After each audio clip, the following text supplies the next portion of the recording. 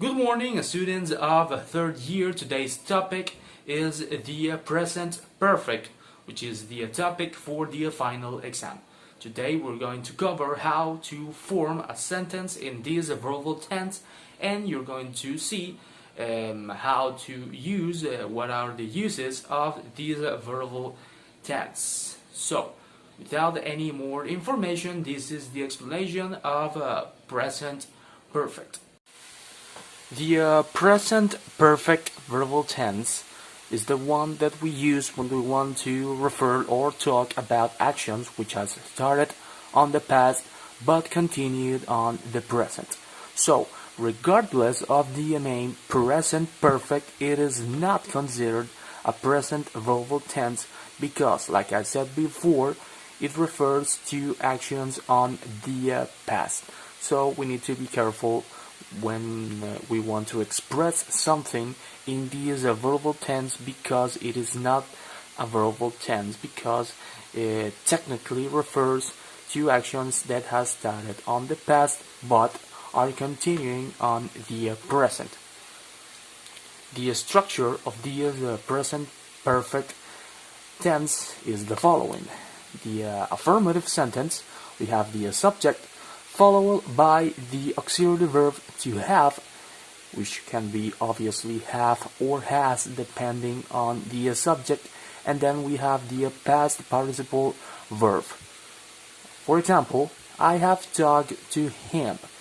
We have the subject I, and we have the auxiliary verb to have, and then we have talked, which is the past participle of the verb talk, and then we have the rest of the sentence to him. Another example, she has gone to work. We have our subject, we have our auxiliary verb has, then we have the past participle of the verb go, in this case gone. For the negative sentence, we have the subject followed by the auxiliary verb to have. This is the same as the affirmative sentence, but the change is in the use, obviously, of the not to cause the negative sentence, and then the past participle of the verb. The negation, the not, obviously is related or used with the auxiliary verb.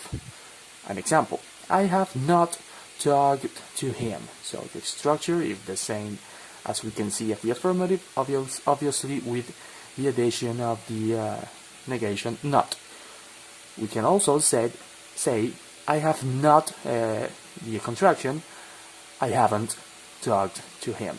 Another example, she has not gone to work.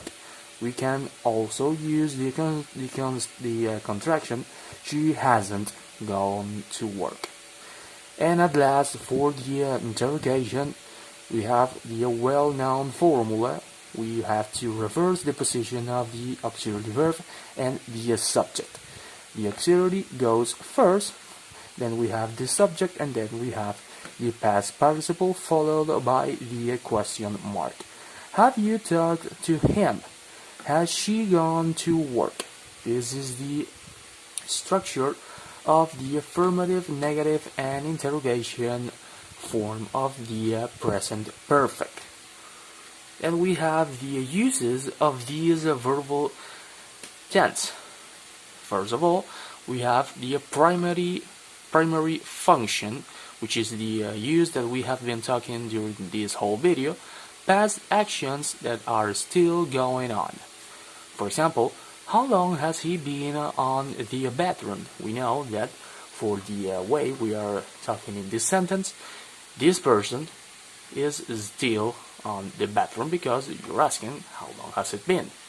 Then we have I have liked you since the day we met. So you know that using the present perfect, this person is still like the other. Then we have the second use to describe an experience. This is a use that it doesn't refer to a specific action, but something that a person has experienced. For example, I have never flown in a plane. That's an experience, something that you have done or something that you haven't done. And we have We have been to Madagascar, another experience. Another use, a change in time. But when I say change in time, I'm referring to a change of a person in a way that changes the personality, a change in an ability, a change in a physical way, or an attitude. For example, I have become more confident in my old age. So, to form this use, we have to obviously refer to the change of the person, the ability. In this case, I have become more confident. But we also need to say when this is happening. In this case, this is happening in my old age. I have become more confident in my old age. You can also say I have become more confident in my 20s, for example. Then we have another example. Their English has improved a lot this year. This is another ability, a language ability. Their English has improved. This is the change in time, and the time is this year. So this is the third use, change in time. Then we have an achievement, something that a person or a group of people accomplish. Our soccer team has won 3 games in a row. This is the achievement of the soccer team, winning 3 games in a row. Then we have, she has finished writing her first book. This is something that she has accomplished. Following, we have another use, actions that haven't happened. This is something that we are still waiting. This is an action that we are still waiting to happen. And so it is common that we use an adverb of time to refer to something that we are waiting. For example, we can use yet or we can use still. So, an example. The bus hasn't arrived yet. There we have the yet. This yet allows us to know that we are still waiting for the bus. So it is an action that didn't happen yet. And we have, you haven't finished your assignment. It is not mandatory that we use an adverb like yet or still to refer to an action that didn't happen yet. And the last, used different times past actions. This function referred to more than one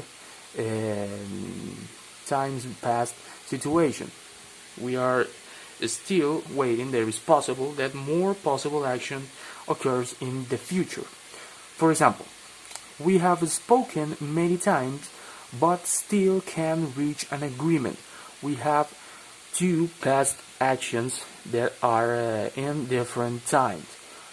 We have spoken many times, but the other past action we can't reach an agreement.